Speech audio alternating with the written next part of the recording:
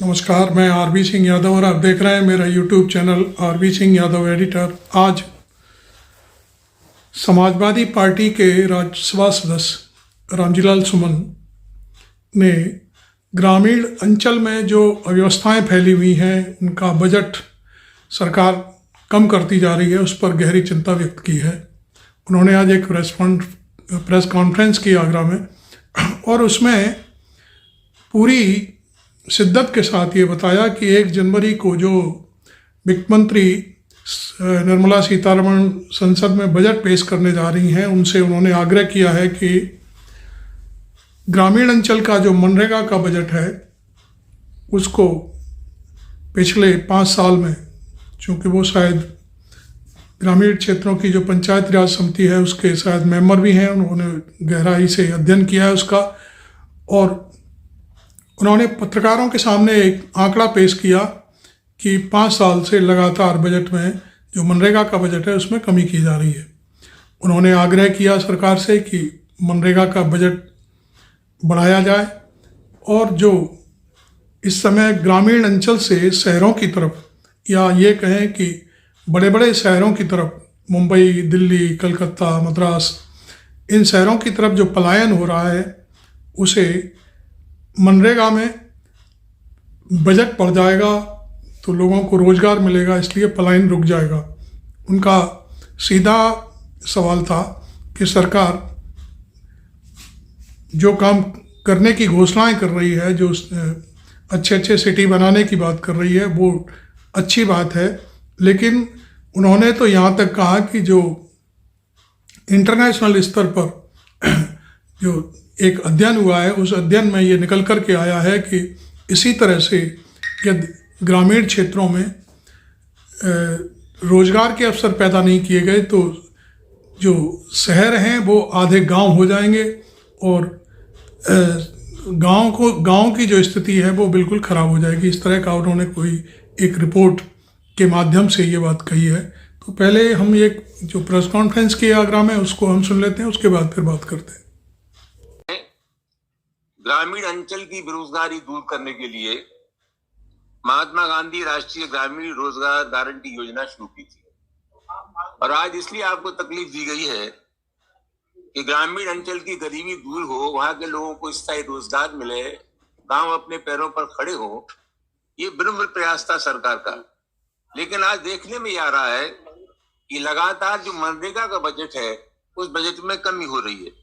सन 2021-22 में मनरेगा का बजट 98,000 करोड़ रुपए था। 2022-23 में ये बजट घट करके 73,000 करोड़ रुपए हो गया और 2023-24 में ये बजट 60,000 करोड़ रुपए हो गया। यह अत्यधिक चिंता का विषय है। बहुत तेजी के साथ गांव से शहरों की ओर पलायन हो रहा है और संयुक्त राष्ट्र संघ की एक जो रिपोर्ट है उसके मुताबिक अगर पलायन इसी तरह होता रहा तो 2050 तक आधा गांव और आधा शहर हो जाएगा। बुनियादी बात क्या है? बुनियादी बात यह है कि हमने हिंदुस्तान के विकास का जो मॉडल इख्तियार किया, स्वीकार किया, वो हिंदुस्तान की सेहत के लिए ठीक नहीं था। 140 करोड़ का एक देश होना ये चाहिए था हमारे देश में कि हमारे देश में कृषि पर आधारित बजट बनता और श्रम पर आधारित उद्योग हमारे देश में लगते, लेकिन ऐसा नहीं हुआ। कुटीर उद्योग धंधे चौपट हो रहे, गांव के लोग बेरोजगार हैं, शहरों की ओर पलायन हो रहा है। मुझे खुशी है कि सरकार इस पर जोर दे रही है कि हमारे शहर स्मार्ट सिटी बने, लेकिन जब तक गांव स्मार्ट नहीं बनेंगे तब तक निश्चित रूप से ये पलायन की प्रवृत्ति नहीं रुकेगी। गांव आत्मनिर्भर बनने चाहिए। और एक सबसे बड़ी बात यह है कि ये जो मनरेगा का बजट के साथ साथ विभिन्न प्रांतों में जो मनरेगा की मजदूरी है उसमें विसंगति है। हरियाणा में ये 374 रुपए है और उत्तर प्रदेश में 237 रुपए है।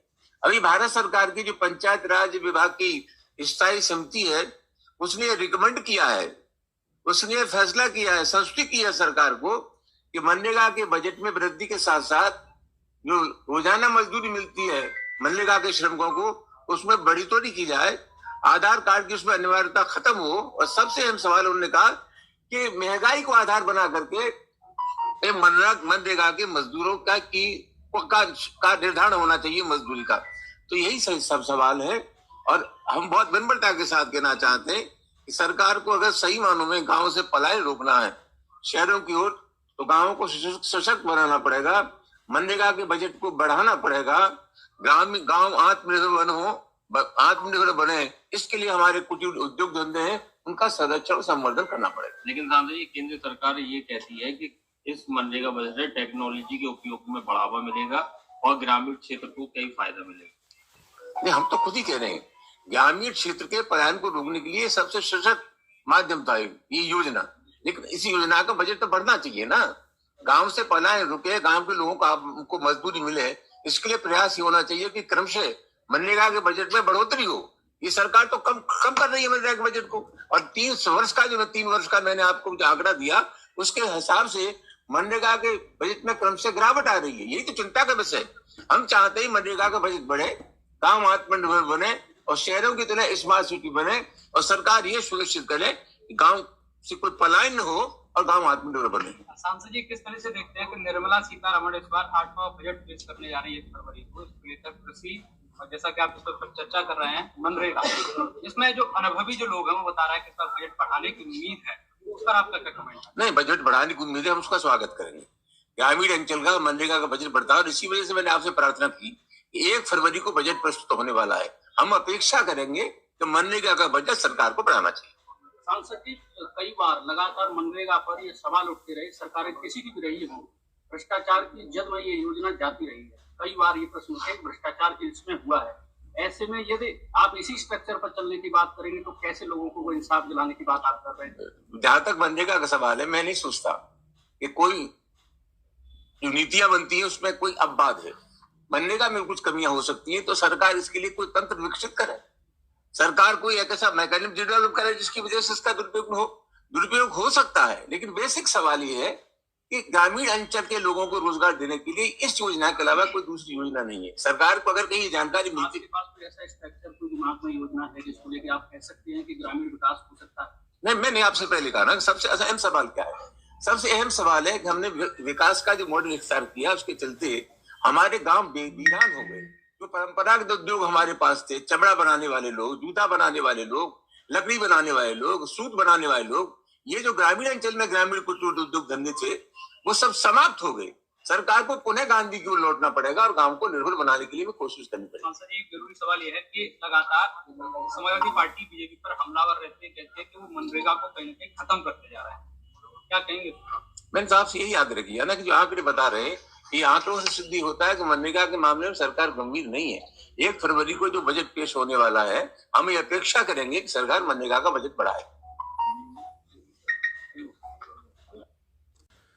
सुमन ने ये जो मुद्दे उठाए हैं वो बहुत ही विचार करने योग्य हैं, क्योंकि बजट आने वाला है, नेचुरल है। हर सांसद विधायक जब भी उनके विधानसभा या लोकसभा में जो बजट आता है उस पर वो मांग करते हैं, और इसी संदर्भ में उन्होंने वित्त मंत्री से भी सलाह मशवरा करके मनरेगा का बजट बढ़ाने की बात कही है। तो ये एक बहुत बड़ी बात है, क्योंकि उनका जो ग्रामीण अंचल है, उनकी पार्टी का जो वोट बैंक है, वो आमतौर पर ग्रामीण क्षेत्रों से ही आता है, और सबसे ज़्यादा उनके सांसद और विधायक ग्रामीण क्षेत्रों की जो विधानसभाएं हैं, लोकसभा क्षेत्र हैं, उनसे ही जीत करके जाते हैं। तो नेचुरल सी बात है, उन्हें सबसे ज़्यादा चिंता ग्रामीण क्षेत्रों के लोगों की होनी वाजिब है, और उन्होंने ये जो कहा है सारी चीज़ें सामने हैं, आपने देखी। आपको वीडियो पसंद आया हो तो उसे लाइक करें, और यदि अभी तक चैनल सब्सक्राइब नहीं किया है तो ज़रूर कर लें। Thank you very much. मैं आरबी सिंह यादव।